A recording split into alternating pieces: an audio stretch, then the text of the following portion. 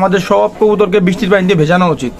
বৃষ্টির পানিতে ভিজলে কবুতরগুলো খুব দ্রুত সময়ের মধ্যে মল্টিং এ চলে আসবে। যেমন আমাদের থরে যত কবুতর আছে সব কবুতরকে এখন বের করে দেন, কারণ এখন কিন্তু ডিম বাচ্চা খুব একটা ভালো হবে না।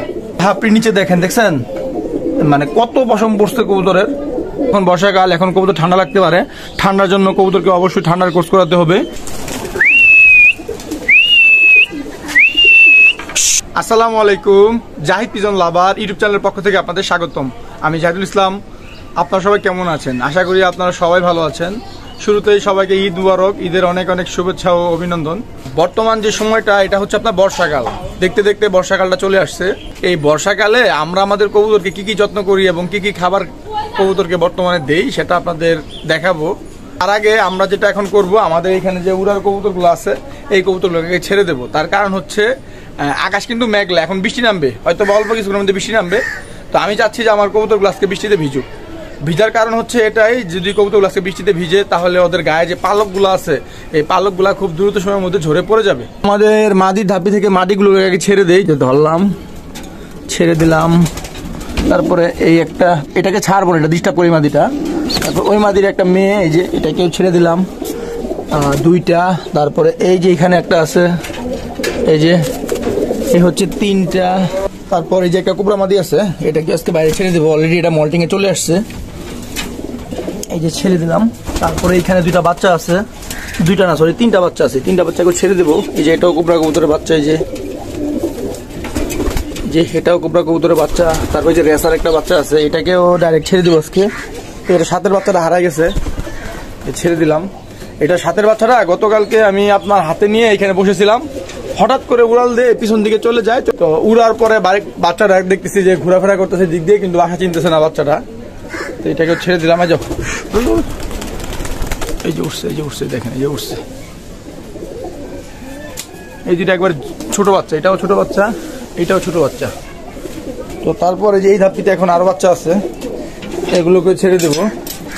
যেমন এই যে বাঘা বাচ্চাটা, তারপরে এই যে কোবরা বাচ্চা, এই যে কাজ করার বাচ্চা, এই যে এই বেরিয়ে গেছে একটা, এই যে একটা কাজ করা, আরেকটা আছে এই যে কোবরা বাচ্চা। তো বাচ্চাগুলোকে মোটামুটি ছেড়ে দিয়েছি। এগুলো হচ্ছে আমাদের বড় কবুতর। এগুলা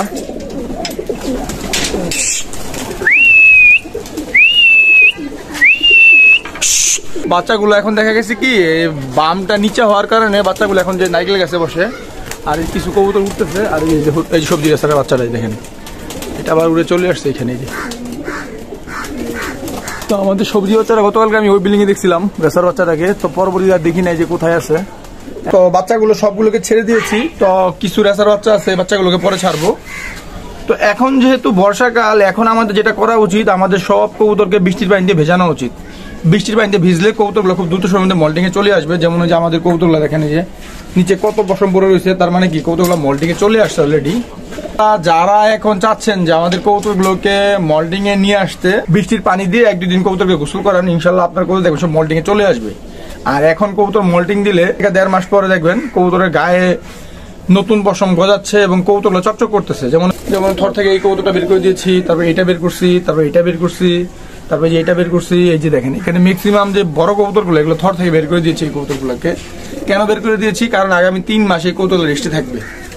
যেমন এখন চলতেছে আপনার জুন মাস, জুন জুলাই, তারপর হচ্ছে আগস্ট, জুন জুলাই আগস্ট, এই 3 মাস কবুতরগুলো আপনার রেস্টে থাকবে।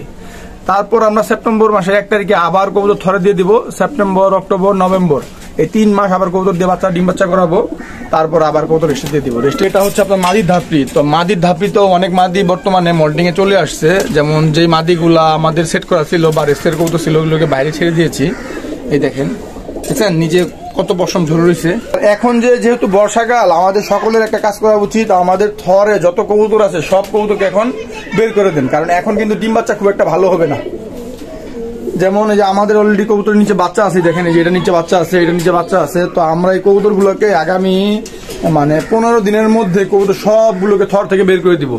তার কারণ হচ্ছে যে যদি কবুতরগুলো থরে থাকে তাহলে কবুতরগুলো রেস্ট পাবে না, ভালোভাবে মোল্ডিং হবে না। যেমন এই যে দেখেন এই যে এই কবুতর দুটা ডিম পারছে, ডিম পেরে যে মোল্ডিং এ চলে আসে, দেখেন কত পশম দেখতে পাচ্ছেন। এই যে তারপরে আবার যেই কবুতর আবার ডিম দিয়েছে, এই যে দেখেন মোল্ডিং এ পশম ধরতেছে। যে উপরের যে মাদিটা এটাকে রেস্টে দিতে হবে 100%, কারণ এটা দিয়ে অলরেডি 3 জোড়া বাচ্চা নেওয়া হয়ে গেছে। তারপরে দেখেন যে দেখছেন প্রত্যেকটা কবুতরের ট্রের মধ্যে পশম, তার মানে কি ওরা সবাই মোল্ডিং এ চলে আসছে। তো এখন যেটা করতে হবে সবগুলো কবুতরকে রেস্টে দিয়ে দিতে হবে, দিয়ে দেওয়ার পরে আবার 3 মাস পরে কবুতরকে ধরে দিতে হবে। এই যে আমাদের ধাপড়ির নিচে দেখছেন মানে কত পশম পড়ছে কবুতরের। আর যদি সম্ভব হয় যাদের কবুতর বাইরে ছাড়া সম্ভব না, আপনারা বৃষ্টির পানি জমিয়ে ওই বৃষ্টির পানি দিয়ে কবুতরকে গোসল দিতে পারেন, তাহলে দেখবেন আপনার কবুতরগুলো খুব দ্রুত সময়ের মধ্যে মোল্ডিং এ চলে আসবে। তো এই যে বাচ্চা দুটো দেখেন বামের উপরে খেলা করতেছে বাচ্চা দুটাই যে।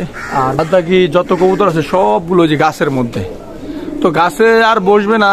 আমি অল্প কিছু দিনের মধ্যে এইখানে একটা বাম লাগিয়ে দেবো। আমাদের আগে বামটা ছিল এইখানে, যেহেতু এইখানে আমরা গাছটা বড় হয়ে গেছে, তার মানে আমাদের এখন বামটা লাগাতে হবে ঠিক এই মিডল এই সেন্টারে।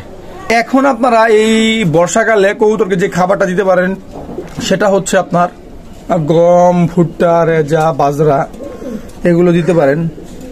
আর যদি কোনো তৈলবীজ থাকে আর কি, যেমন কুসুম ফুল, সূর্যমুখী, এগুলো দিতে পারেন অল্প পরিমাণ, কারণ এই মোল্ডিং এর সময় কবুতরের প্রচুর পরিমাণ পুষ্টির প্রয়োজন হয়।